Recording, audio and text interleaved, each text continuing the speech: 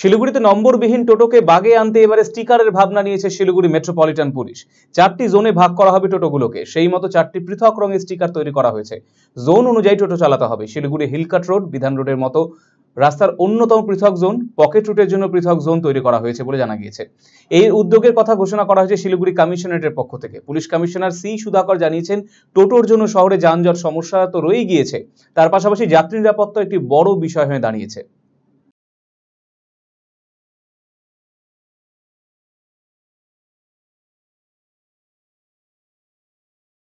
আজকে আমরা টোটোকে জোনিং করলাম, জোনিং 4টা জোন করেছি আমরা, কালার কোডিং করে। এটা আমরা আপনাকে ডিটেল বলবো এটা কোন কোন জোন আছে, কোন কোন ওয়ার্ড কভার করবো এটা।